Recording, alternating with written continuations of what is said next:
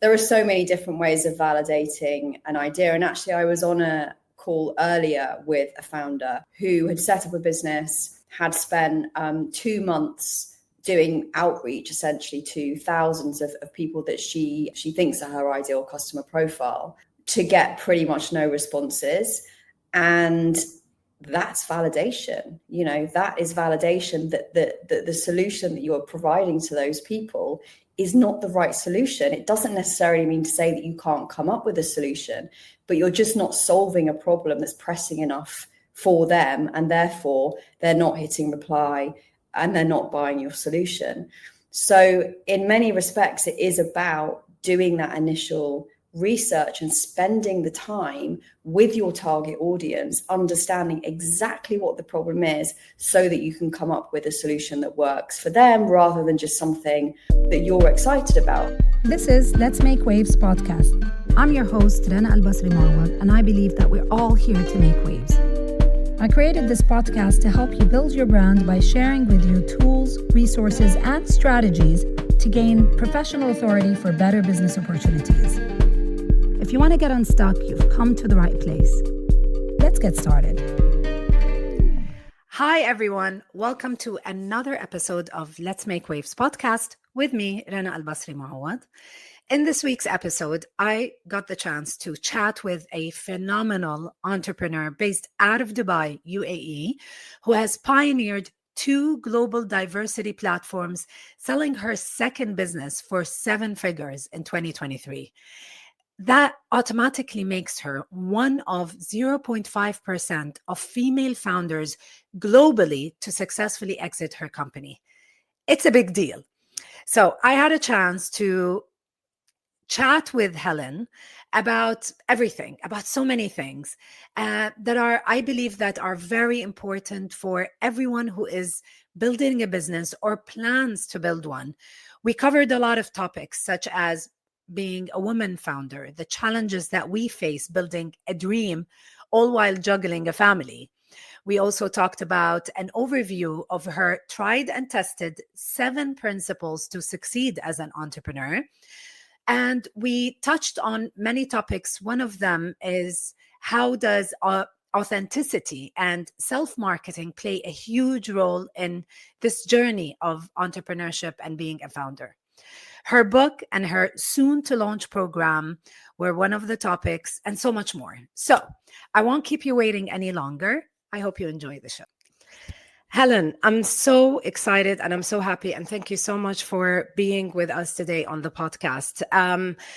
Before I pick your brain on so many things, I have so many questions for you regarding becoming a founder, how to navigate that sometimes very lonely experience, and talking everything about purpose-driven businesses. I would like to start first by congratulating you on your amazing book, The Female Founder Formula. I absolutely love it. I'm a person who reads with a pencil in their hand. I love that. So I take notes and everything. Yeah. And, you can see these. I take notes and everything. I absolutely love it. Female Founder Formula. This is a title. You don't see it much when you're, walking down the aisle in bookstores. Can you tell us more about that? Yeah. I probably, one of the hardest things about writing the book was the title. It broke my brain for a year, probably. And I went back and forth on it numerous times. And I mean, I can tell you about 5 other titles that were nearly the title. And I really hesitated to put female in there. The reason being that I didn't want to make it too niche. I didn't want it just to be focused on women, because that isn't the point of the book. The point of the book is to bring a feminine perspective on the world of business, which when I've been building my businesses, and I'm sure everybody is probably the same out there, the majority of the advice that you get is from men. And there's nothing wrong with that. It certainly helped me along the way, but the vast majority of my advisors, my mentors, the people who ran the accelerator programs I was on, as well as the business books that you buy, are written by men. And actually, there is so much more of a different perspective when you're building a business as a woman, particularly if you have caring responsibilities, but also just in the way that you see business and just in the way that you kind of conduct yourself, the decisions that you make around kind of funding and financing and management and relationships and all of those types of things. So that's why in the end, I decided that the Female Founder Formula had to be the title, not because it's written just for women, but because it's written from a female perspective. And it's been really surprising in a lovely way to see how many men have bought the book, who've sent me kind of reviews or sent me pictures of them reading it or whatever it may be, or have joined a call and they've gone, bought the book. It never fails to shock me, but in a very positive way. So it has come full circle. I'm really pleased that I went with that title, because as you say, the point is it needs to stand out, right? And it needs to kind of make a point. Well, I'm really happy that you actually wrote the book from your lens, from your perspective, as you said. And I'm glad that we have authors like yourself who are putting the perspective of the women when it comes to business and when it comes to the landscape of being a founder. And in so many areas, you are kind of navigating in a space where it's very much male driven. Your journey, you've reached to a place where you've founded 2 global diversity focused platforms, the second of which you've sold in 2023 for 7 figures, putting you at a 0.5% of women founders globally who have successfully exited their businesses, their companies. And you start in this book, and I'm so glad that everybody. I've read this book. You have to read it. It's irrelevant of the gender, but the perspective is amazing. But your journey started in 2015, and I want to just read this part because I think that it's a great opportunity to see how sometimes something clicks in the mind of oneself, and then it's from there the journey starts. I love that you start with this. You say, "Hi, I'm Ali. I'm just a mom." I couldn't believe the words I was hearing. It was a Wednesday morning in Midtown Dubai, 2015. I just started a photography class. I was in depths of maternity leave with baby number 1, struggling to remember what a laptop even looked like, let alone my password to it. I knew Ali, and I knew full well she wasn't just a mom. She was the ex-president of the private banking arm of a huge global bank in Sydney. So to her, maybe she was just a mom. I was furious for us, for her and for us all. So this was the beginning of a purpose-driven business. Can you tell us more about the start? Yeah. I tell that story because it genuinely was the very, very starting point. And I just remember the feeling. I remember the feeling of being in that class and not expecting anything from that morning aside from learning how to use my camera better, walking into a room of women who were probably my age, maybe a little bit older, and thinking I didn't expect to see these people here. And then the tutor asking that question of who are you and what do you do? And they all answered, I'm just a mum, And he had to say to them, well, what did you do before you were just a mum? Yeah. And then they sort of said, I used to be the ex-president of this, or I used to have my own business, or whatever it may be. And then, towards the end of the session, because I'd introduced myself as being on maternity leave, as working in the advertising industry, about a third of them came up to me and said, can you help me get a job? And I said, well, no, how would I even do that? And I went away and just thought, this is ridiculous. All of these women, and this is just a snapshot of kind of 12, 13 women sitting in a class on a Wednesday morning, essentially with not much better to do with their time, but so many skills and so much ambition to do something better with their time. And there just wasn't a solution. And it was kind of, it's pre #MeToo. It was pre-Gender Balance Council, for those of you who are familiar with the UAE landscape. And there was nothing kind of meeting the corporate agenda of improving gender balance, the UAE directives from the government around it, and the private sector helping to bridge that gap. And I just thought, well, if not me, who, and so I started on the journey of doing the due diligence, doing the research, reaching out to relevant platforms, speaking to women and just figuring out what it is they actually wanted. And that's really where the idea for Hopscotch came about. And that business launched within a year of that. And I was 7 months pregnant. So not great timing, but sometimes you just got to press the button on these things and see what happens. And it just went from there to there kind of overnight, which was incredible. Yeah, but here's the thing. It's like most of us, we are in certain situations and then an idea pops up, or a situation happens where it kind of, makes you just step back and think about it.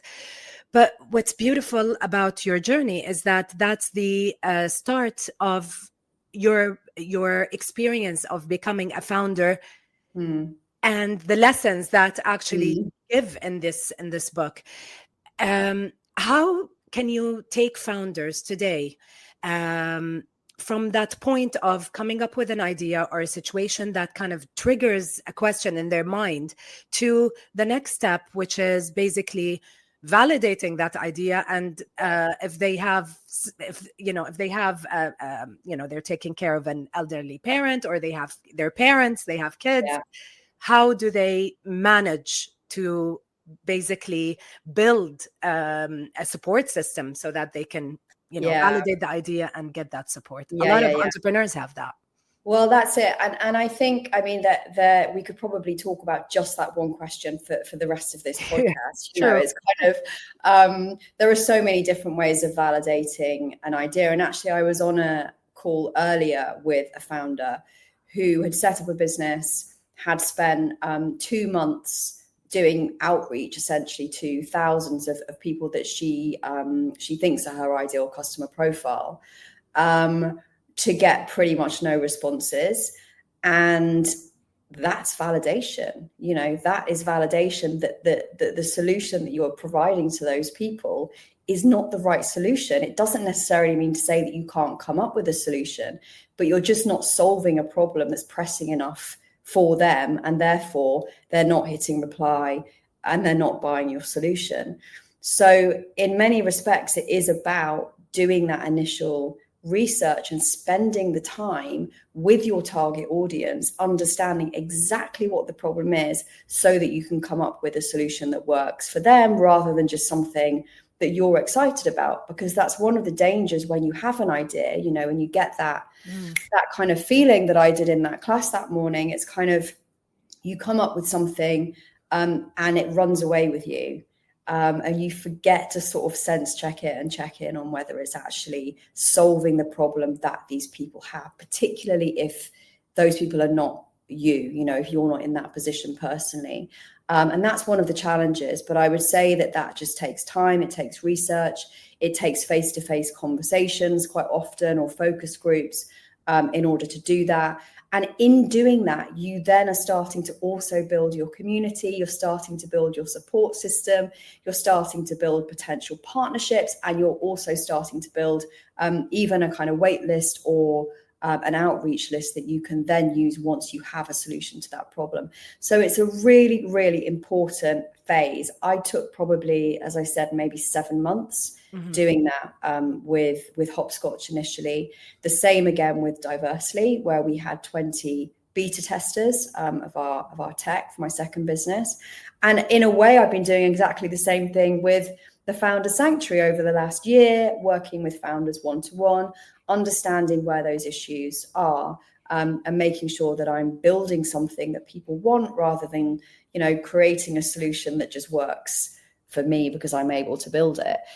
So that is a really, really important process. And in terms of, to the second part of your question, how do you make sure that you have the support system that you need? Well, it comes as part of that first answer. Yeah. But also, you will be surprised when you get that bug and when you get that feeling of just frustration or inspiration or whatever it is for you, where that extra energy comes from. And you will spend more time than you can possibly imagine trying to solve that problem. You will find time that you never knew that you had when you suddenly get that energy from trying to create that solution. I've seen it happen to so many founders. I met a founder a couple of weeks ago who's in her 20s, and she should, by all rights, be out partying and, you know, hanging out and traveling and doing whatever it is 20-odd-year-olds do. She has spent the last year being stuck to her laptop, creating this incredible business that she's now launching. So you'll find a way. You will find a way. When you have that inspiration and that energy, you will find a way. Yeah, and it's actually your first principle in the book. It's the commitment to find a way. If we just go back on the validation part, because I feel like a lot of founders, what happens is that they either try to create a business because they faced a problem, but maybe it's uniquely to them, so they're not aware of it, or they feel like, I have a great idea. Why don't I just hire someone and then they can run with it? You are very particular about that first principle when it comes to the commitment, and your second and your third principle when it comes to the knowledge. You believe that this particular phase is a very important phase that actually plays a huge role.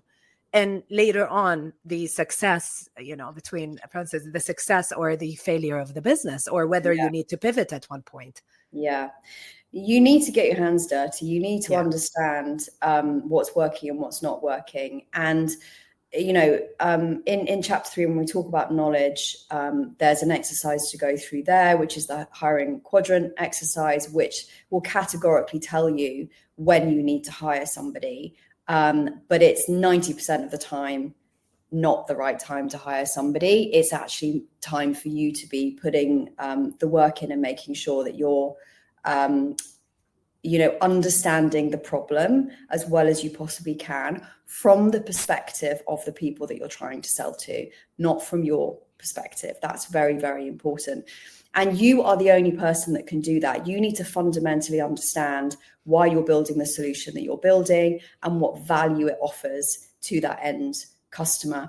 You can't find somebody on Upwork who's going to do that for you. You can't find, you know, for goodness sake, don't go out and hire some very expensive, you know, C-suite person, managing director, whatever it is of your business in the early days, because it will fail. You know, you are the founder of that business and you need to understand it end to end for it to make sense and for you to be creating the solution that works for people. And that will change, you know, that will change and that will pivot maybe even on a kind of daily, weekly, monthly basis as you're building that in the early days. So it's really important that you spend that kind of time doing that right at the start. And don't be married to the solution. You can be married to the problem, which I definitely was, but do not be married to your solution. Be flexible in the way that you view that. You know, there are many, many different approaches to solve a problem. You've got to find that solution that works for your customer profile.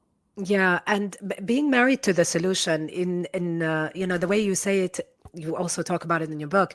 It's about having that mindset, the mindset to be open for a pivot, and the mindset to be open for, as you said, you know, the way we're tackling it this way didn't work, or 100%, you know, to our vision versus, you know, another way.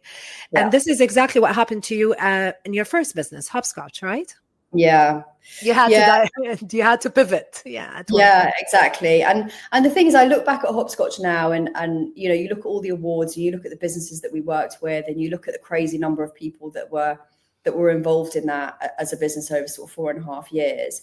And from the outside in, it looks very successful. And it was, you know, to the extent that it worked, but it was really only scratching the surface. And for me, that was hugely frustrating, because remember that I'd started off with a feeling of unfairness, with a feeling of, you know, we need to solve this problem around gender balance in the workplace, but equally around bias, you know, around looking at people who left work for a couple of years because they were bringing up kids and suddenly they were no good and on the scrap heap. That same bias that affects women also affect so many other, or all underrepresented groups, particularly when it comes to workplace and hiring. And so for me, it was kind of, okay, how do we solve this problem at the root? How do we kind of dig it out and make sure that nobody is facing this unfairness, and that we're leveling the playing field so that everybody is getting a fair chance, dependent on their skills, their qualifications, their ability to do the job, not what they look like, what gender they are, what school they went to, any of those types of irrelevant characteristics. And so that's where diversity came in. And I knew that I needed tech to do that. I knew I wanted it to be globally scalable. And I am not a tech person. So that was hugely frustrating for a couple of years, where I was trying to kind of figure out, right, how do I know what I want to do, but how do I build this? And that's what landed me at the doors of Antler at the beginning of 2020 in Singapore, just as the pandemic was kind of kicking off. And this is where that phrase, be married to the problem, but don't be married to the solution, really came up, because they asked me that question. They said, look, we love the problem you're solving. Your background's great. We'd love you to be on the program, but we hate your business. We hate the solution you've created, because it's completely not scalable. It's just service-based and it's built around you, and it can't go much further. And I said, fine, because I'm starting to hate it too. Let's, build something different. And that's really where diversity came into play, kind of taking all of those lessons. And again, this comes back to your point around doing the hard yards at the beginning, because I knew those lessons inside out. I understood those problems inside out. And it was taking those problems and creating a tech AI-driven solution to them, rather than me standing in a room hosting an event, or me putting on another initiative, or me, finding somebody a flexible position. That was only scratching the surface. Diversity was kind of getting to the root of the problem. Helen, I want to ask you, this experience that you had, where you had to stand in that room and you're like, fine, I'm not married to the solution, let's find it, but my purpose is still my number one priority. Yeah. You're working closely with so many founders from all walks of life and different businesses. I don't know. I see it from a communication perspective as a strategist myself. And I feel like that's a typical common thing in the mindset of a lot of founders, where they feel like, I just need to see it till the end. Maybe it needs, a little bit more effort. Is that something you see with your clients? Yeah. All the time. All the time. I think, but I also see the other side. There are, just taking Antler as an example, there were probably 90 people that went through Antler. Maybe 50 made it to the end, if that. And of those 50, I can name probably a handful that have gone on to actually found businesses and are still founders now. Some founded businesses and kind of ditched, and some people ditched on the program. It's a tough program. It's a very tough program, and there were guest speakers who came in, and they liked the sound of their business, and they were offered jobs, and off they went, sort of thing. So it is a rare trait, and I think it as you say, it comes down to values, it comes down to purpose. And when those two things align, then I think you've sort of got the bit between your teeth, and you are on that path, whether you like it or not, and quite often you don't like it, but you still carry on. And that is what I see in the eyes of many of the founders that I work with. But equally, it's quite a rare quality. And I don't mean that in a sense of, you can't find it, that it's some kind of genetic thing that you're born with. I just mean there has to be that sort of correct marriage for you to be that committed to it, that you will put yourself in a place of discomfort for the majority of the time, to be honest. Yes, absolutely. Oh my God, where do we start with this? Yeah, exactly. I think, by looking at your journey and reading your book and really consuming the amazing content that you do, I feel that it was a blessing, the hopscotch journey, the chapter, because I feel that a lot of the principles that you speak about in the founder formula came from that particular chapter. Your principles are commitment. The second is collaboration, knowledge, authenticity, persistence, empathy, and vision. And I feel that you were able to, from reading your story, that these principles kind of came together because of that very bumpy journey that you had with hopscotch, and coming from a person who's like a corporate background to suddenly, is that the, this is what I got as a reader and as a person who. Yeah, it's interesting because when I started Diversely, there was a period where the two overlapped. So I wanted to carry hopscotch on because I was still concerned about not providing a solution in the same way to, you know, the 20 odd thousand people that had signed up to hopscotch. I felt really guilty about walking away from that in many respects. And I remember having a conversation with one of my best friends, and she said, you've just got to, you know, you've got to drop it. You've got to let it go, because otherwise you will never be able to build a better solution to this problem. You will always be kind of held back in a way, and you can't do two things at the same time. You've got to choose and fully commit to this next stage of the journey. And when I did that, my brain sort of switched off from hopscotch and switched fully into Diversely, as it had to, right? Because Diversely was an incredibly intense, full-on journey. I was again putting myself in a very unknown situation. I'd never built a tech company before. I'd never raised money from investors before. I'd never sold SaaS tech into corporate businesses. You know, there was so much that I had to learn that I needed to create that space in my brain. But it was only when I came to write the book that I recognized exactly what you just said, which is that so many of those fundamental lessons were born out of hopscotch and, you know, the tricky journey that I had through that period. And that I kind of like matched everything up, and, you know, it all sort of made sense as a full journey. But I think, yeah, it probably took the whole of the 4 years that I was building Diversely for those lessons to really become concrete and for me to put them into action. Yeah.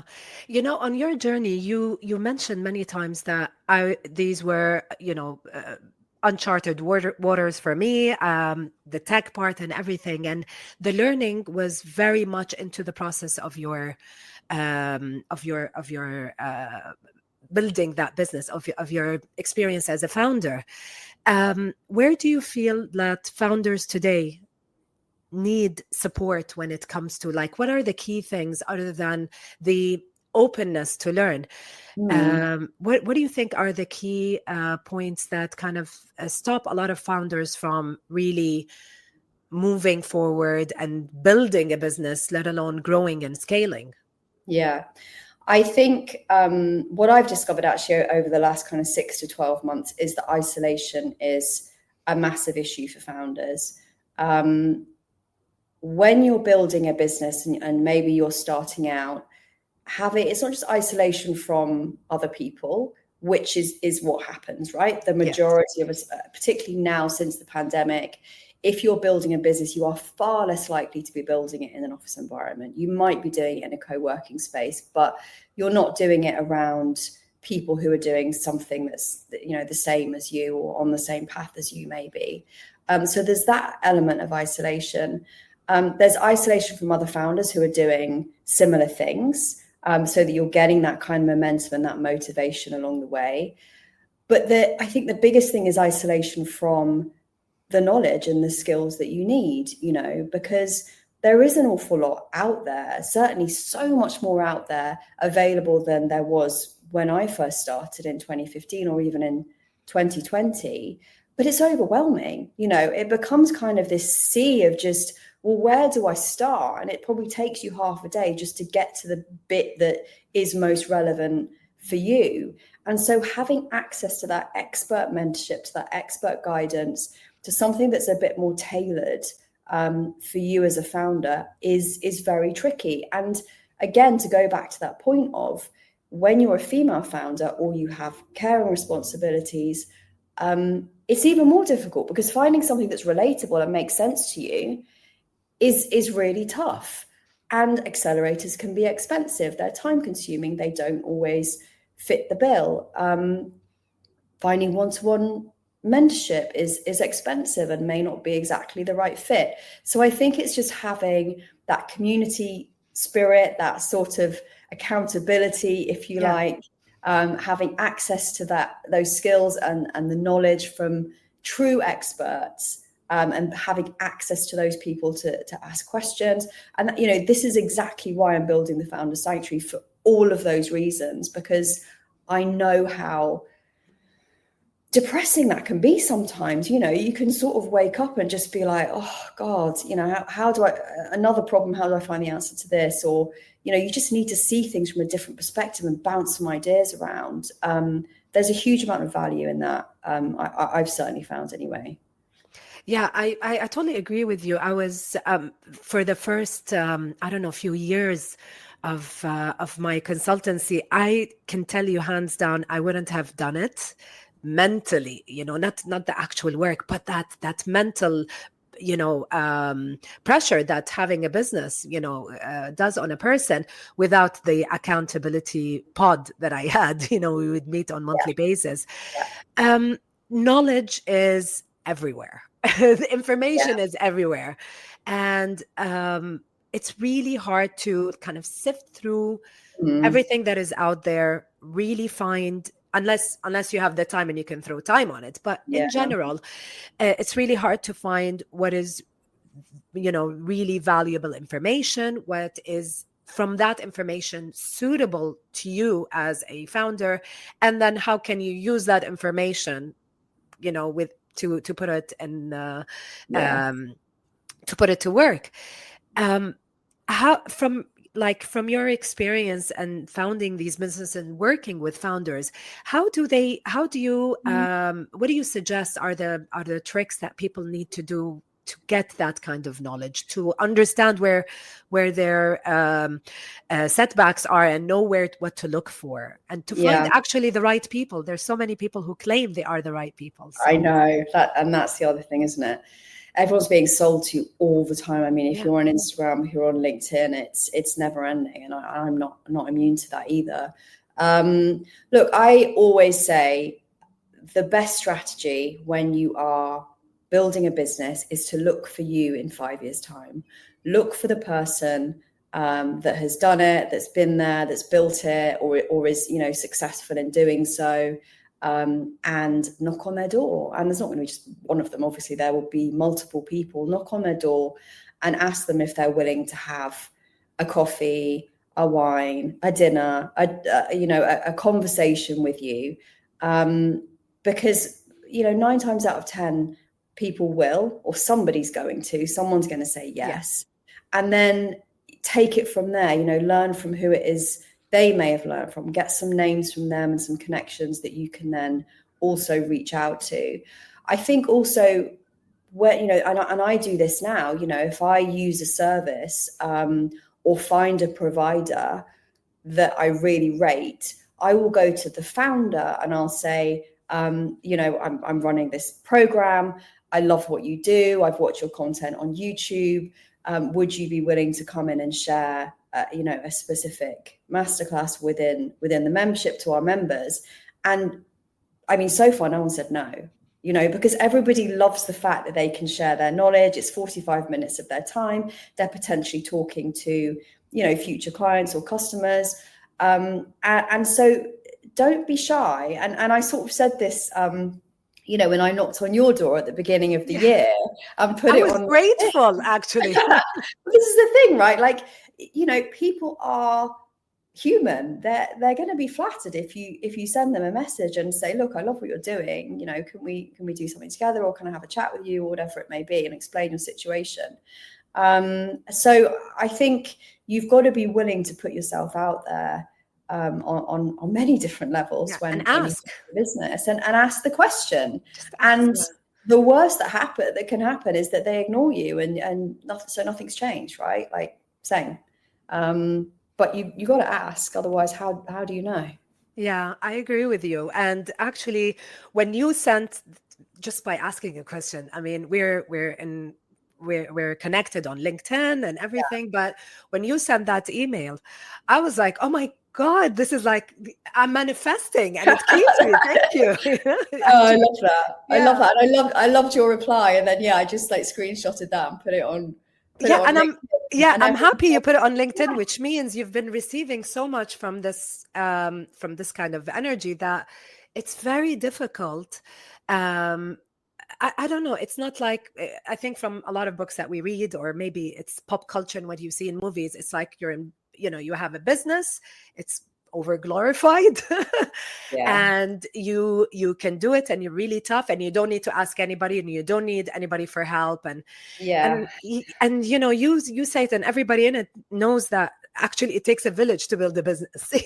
Yeah, Massively. And I think also there is a kind of universal timing on this whole thing. yeah, Like, just because you put some effort in for a month or a week or even a year, don't expect to get it all back at the same time. That's not how universal timing works. And I'm sort of bringing my Reiki stuff in here a yes, little bit. please, we need it.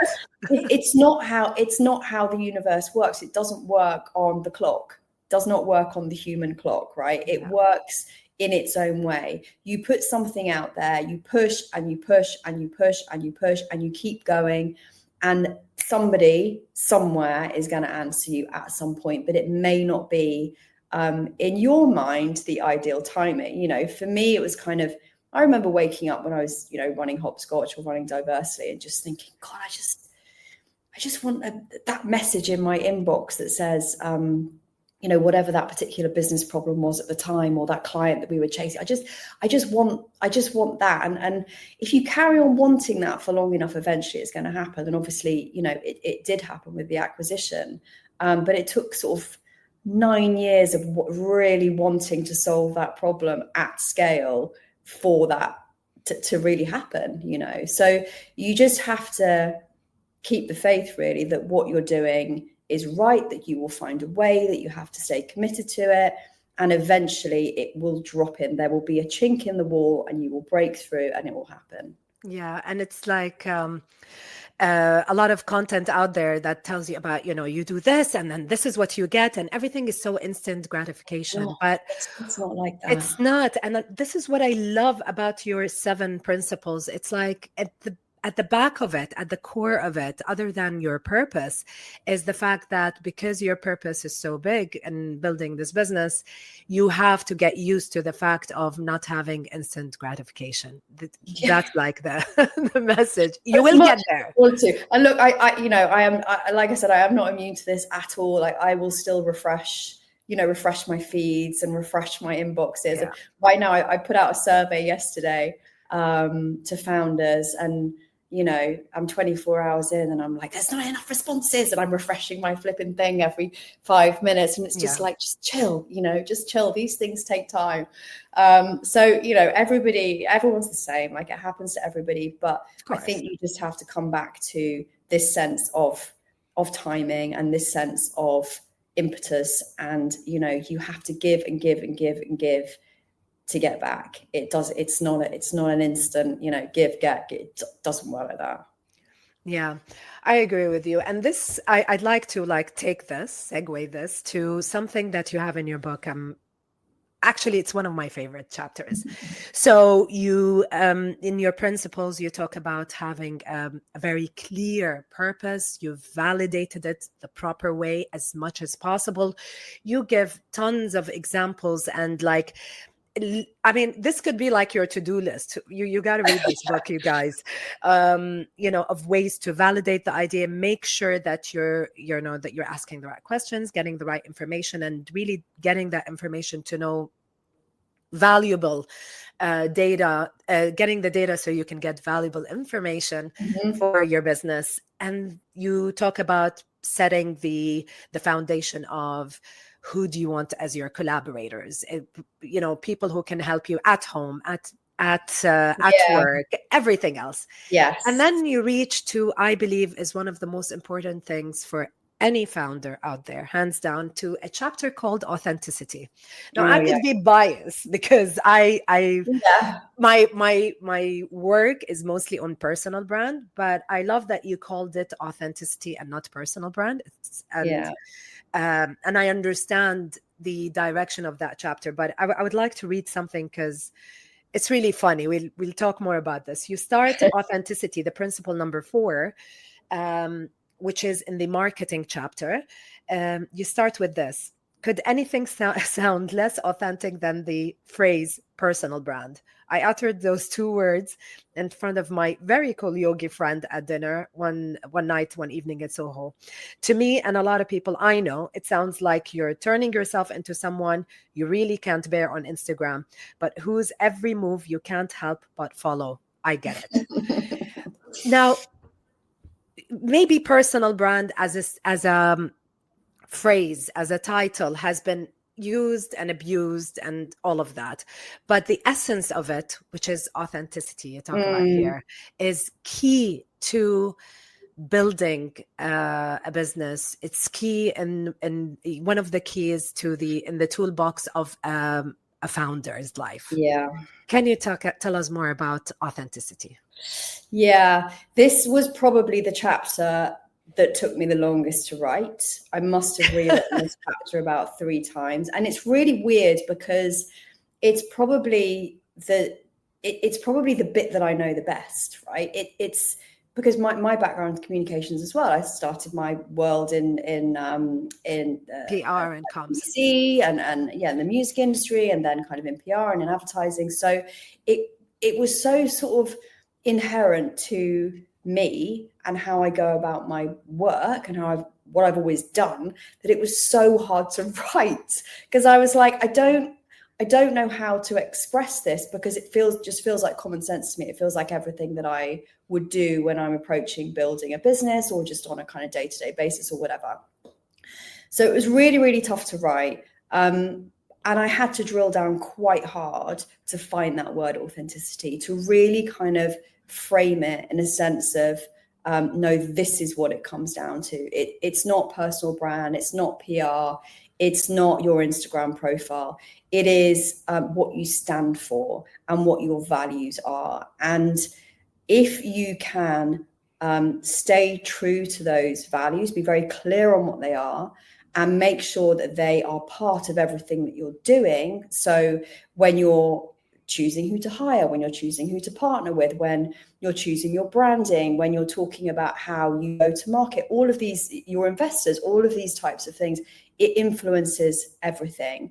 And that's when the marketing becomes easy, right? It's when you start to gain followers, whether you like it or not. It's when you start to be offered podcast guest slots. It's when people reach out to you because they want to understand your journey and they want to work with you. It's that kind of a inside out perspective, rather than oh my God, what are people going to think of me? I need to be doing this or building this or saying this or whatever because I need to put myself forward in a particular kind of way. That's inauthentic. Absolutely. Authenticity is kind of you from your heart communicating about what's important to you in a way that other people will understand. And that, that influences all aspects. And yes, it falls into the marketing chapter and the kind of go-to-market chapter essentially, but it's fundamental. It's in the middle of the book for a reason. It's fundamental to pretty much everything, and particularly when you're building a brand with purpose, these things have to line up.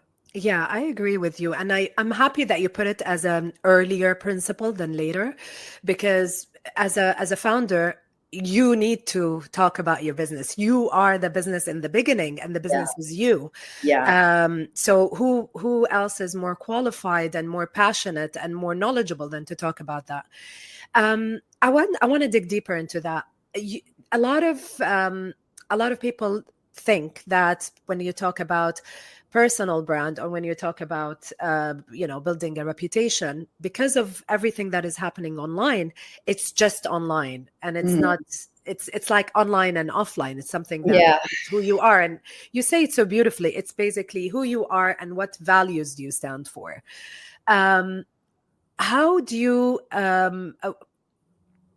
help founders to kind of rethink that perspective of them being the voice of their brand, of them being in the forefront of their brand, of them being authentic in the sense that is comfortable for them, not oversharing, but to as a foundation to build that business that they want to build?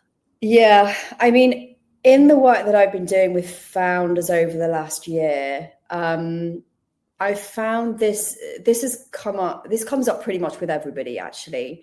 And it's kind of, again, that discomfort factor of, oh my God, I've got to put myself out there. I've got to put myself on camera. I've got to be on radio or TV. I've got to stand in front of lots of people. For some people, they're super comfortable. For me, that was not an issue because I come from that world and that background. But for many people, they don't. And I think it's about finding what works for you. What are you more happy with sharing? A long form piece. Are you more happy with sharing a carousel and creating something in that way? Are you happier with an in-person situation rather than a one-to-many situation? It's about kind of finding your own modality within that then influences the content that you put out. But taking a step back from that, it's also about understanding who you are as a person, your journey, and inevitably that comes out in so many of the one-to-one situations and sessions that I've had. After about 3 or 4 sessions, there's usually one where there's a few tears, and somebody talks about why this journey is important to them, what their past has been, some of the challenges that they've faced or perhaps their loved ones have faced, and then we get down to why they're really doing it and what their values are. And I tend to then kind of send them off with one of my resources, which is a values worksheet. So when I finished the Earnout last year, because I knew that these things were super important to the fundamentals of how I've built businesses, I did a course on cognitive behavioral therapy because I felt that I had a lot of this stuff sort of in me, but I didn't have the theory. I didn't have the kind of scientific backing to really translate it for other people. And so I put together a whole library. It sits on my website under what is called workbooks and templates, very easy to find. And there's just a load of stuff there that people can download. And 2 of those things are a founder clarity workout, and one of them is a founder values workout. And those things are kind of, once you understand that, it's then a case of, okay, I get where I get where my baseline is. How can I start to put those values into my business and then out into the world? So you sort of work backwards, get to the base, and then start to think about how you can apply it. Yeah, and there will be links to all of those resources in the show notes. The founder wears many hats, and for so many people who are getting into the world of entrepreneurship, between being authentic and marketing yourself and your company, there's also a huge task and a huge thing put on the part, which is sales and getting clients and inbounding new clients and all of that. What do you tell your students or your clients when it comes to balancing those two, and how can the mindset works on getting yourself out there, but at the same time balancing that important part of creating a business, and sales is really important. Yeah, it is. And actually I put a video out earlier this week about this. And look, sales is the most important aspect of any business, full stop. But the process of kind of building an authentic brand is also the process of building your inbound mechanism. So this is something that I started to understand when we created Diversely around, okay, you need to have your brand secure, whether it's your personal brand or whether it's, you know, your business brand, and the two obviously go hand in hand. You need to have that secure and be creating relevant content around that for your ideal customer profile to attract people, so that you've got that kind of potential inbound flow coming to your business. But you also have to outreach to people, and you outreach to people not just to get sales, but to share something, to understand their problems better, to have a conversation with them that may then turn into a sale. And eventually, once you fully understand exactly what their problem is, once you know that you have product market fit between what you're creating and what people need and exactly who that person is, then you can start to scale and start to use some paid formats and formulas to get your message out there, you know, on a much broader scale. So it's a bit of a process, but it really depends on what kind of business you have. For me, being the face of a brand and knowing my brand inside out is not the same as understanding how to sell it. They're two very, very different skill sets. And I spent a long time confusing those two things, to the detriment of my second business in the early days. And the minute that switch flipped, where I realized, no, you have to sell. This isn't about talking about it. This is about selling it. And that is a very, very different process and a very different skill to acquire. And, you know, when I did acquire that skill, we went from sort of 5 figures as a business to 6 figures as a business relatively quickly. So I would say, you know, again, obviously, as you mentioned, it's in the book, and that again is another journey. But the two things are separate but very closely related, is what I would say. Yeah, everything. It's like a chain, you know, you start adding every chain piece to it. And you know, it's really important. I'm happy we're talking about, you know, authenticity and talking about that, because that kind of a skill set that will help you not only to market your business and market yourself, but will help you in the process, as you said, to add another skill, which is the sale, which will later on be a third skill, another type of sale, which is when you're looking and approaching investors. It's a journey that not a lot of founders reach to that chapter in their business life. And some founders, maybe they don't want to. Yeah. It depends if they're creating a lifestyle business or a different type of a business. But that's another thing, that another chapter or another skill set that you speak about in your book, especially having that vision. Yeah. Right? Yeah, absolutely. I mean, you know, as you rightly say, it totally depends on the type of business that you're building. For us, there was no question with my second business that it was a scalable model. It was a tech model. It's a model that is attractive to investors because, you know, your costs essentially stay relatively stable, but there is no upper limit to how many people you can have on board or be using your tech and obviously be selling it to. So there's this kind of like hockey stick curve that an investor or a VC will look for. And we could demonstrate that with Diversely.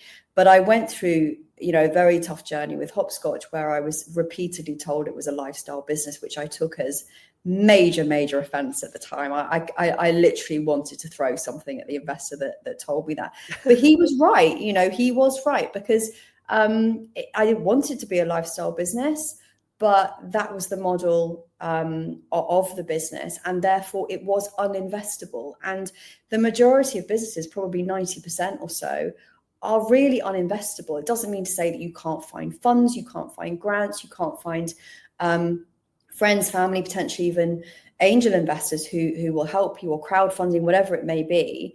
But it's not investable from a sort of, you know, VC private equity perspective. So it's very important to understand that. And actually, I wrote an article in Arabian Business about this not very long ago, And I write about it quite openly on LinkedIn as well, because I would hate anyone to go through what I went through with hopscotch, and I just didn't understand. I just didn't know that. I was ignorant to that because I'd not been in that world. I didn't know really what they were looking for, and it was only going through Antler that I fully understood that world a lot better. And obviously then, raising afterwards. Yeah, and I think this kind of journey of understanding what type of business you're building. I mean, you will let me know, but it's usually either you're very clear in the beginning, like I want to build a business where it suits my lifestyle. This is what success looks like to me, including what this kind of business will give me. It could be the freedom to spend more time with family, the freedom to work from anywhere, or it could be the type of business that you were looking for with Diversely, for example, where you had that bigger vision. It's a different type of vision. It's not the size, it's just a different type of vision. Yeah. When were you aware, or were you in the beginning aware that you were building a purposeful type of business? Because purposeful driven business is very different from any other type of business, right? Yeah. Were you aware from the beginning, or this is something that you decided to do later on? I don't think that phrase, it's a bit like diversity, equity, and inclusion. That phrase did not exist when I started building Hopscotch. There was not a DEI industry. No, there weren't people with DEI in there, or very few people. I mean, I did meet some in the US, actually US based, who'd been, had DEI in their title or had worked into that space for maybe 10, 15 years. But outside of that, it didn't exist as a thing, So it wasn't that I set about it thinking, oh, this is a purpose-driven business. I don't recall ever describing either of my businesses as that. But it's obvious that that's what they are. What they are, yeah. Purpose-driven, impact-driven, I mean, meaningful businesses, it means a lot of different things to a lot of different people. And it's actually very hard to define, because when you set out to create a business, you have a purpose, right? You have a purpose around it. And as you say, it might be kind of more of a lifestyle thing of like, I want to build a business for this purpose for me and for my family. And then on a grander scale, it's, I want to build a business that solves this problem, and that's where the purpose comes in.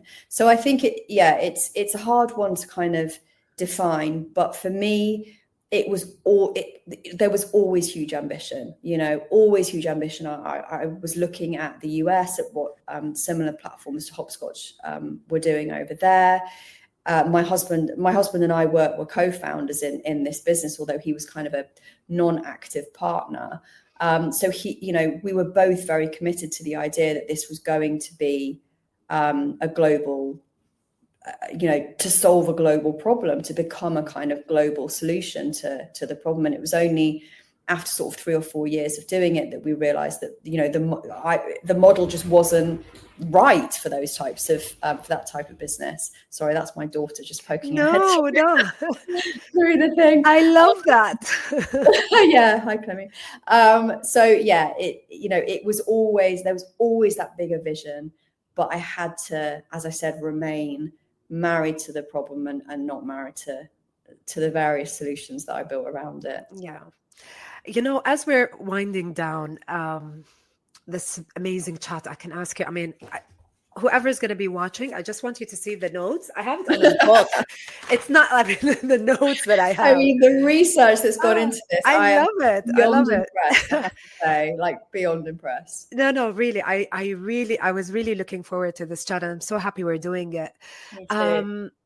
You mentioned your husband, and I have to say we have this in common, because a lot of the things that I've achieved, yes, I worked really hard and I earned it myself, but there's this, it's not only work support, but there's the environmental support is really important. And not everyone has that. What are your thoughts on creating that kind of support as a founder, which is very important, if you don't have it, or how do you identify who are the people around you who can give you that kind of support, and what type of support can they give? Yeah.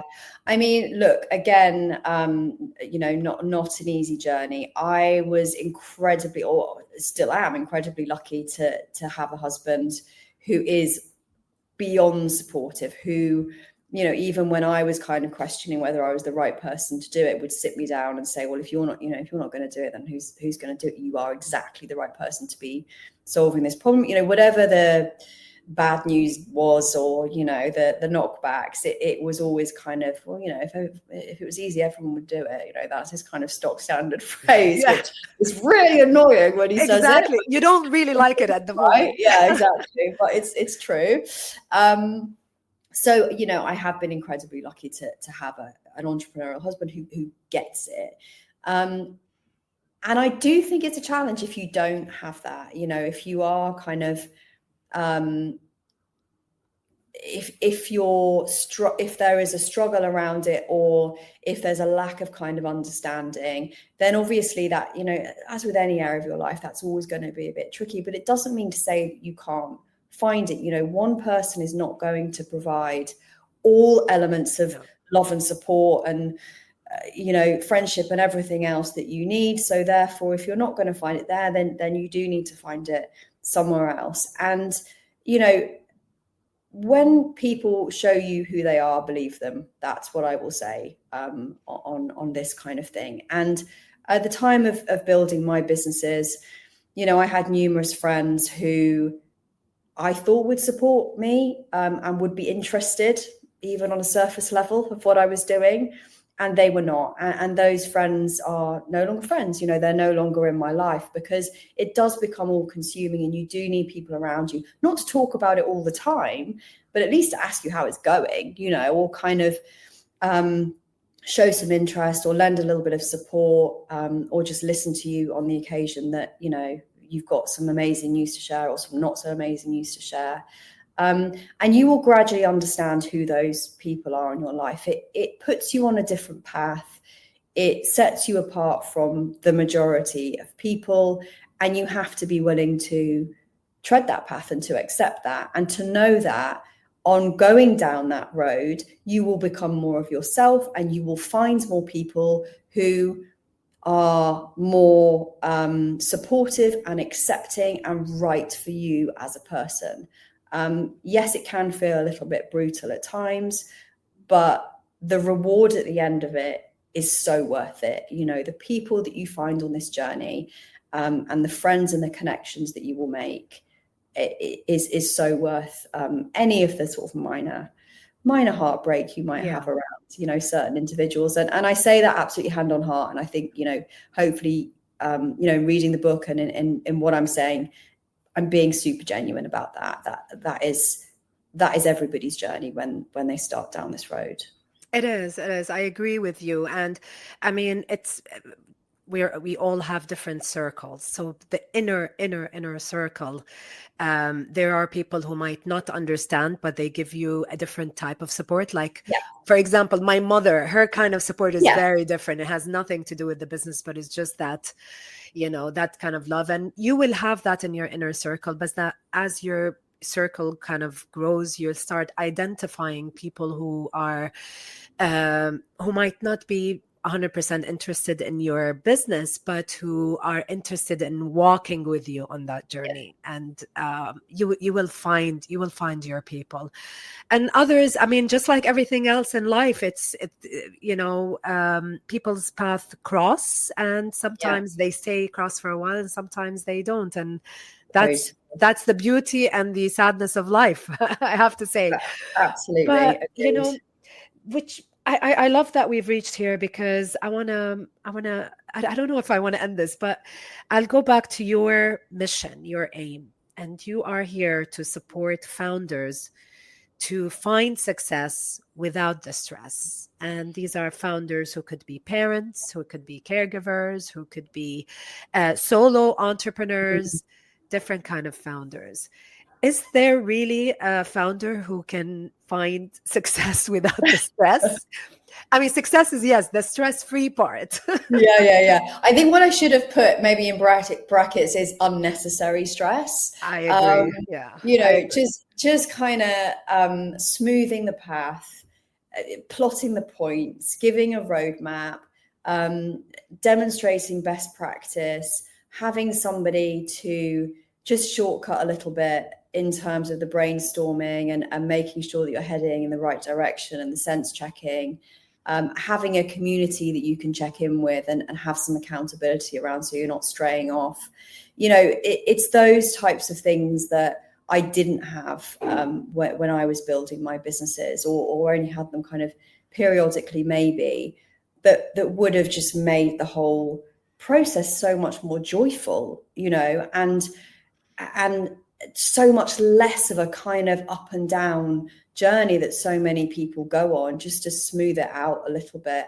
And that's really my intention. That was my intention in writing the book. It was always going to be, right, let's get this all out there in a format that makes sense, and that is very sort of genuine to me and to my journey and everything that I've learned, A, B, C, D, E, F, G.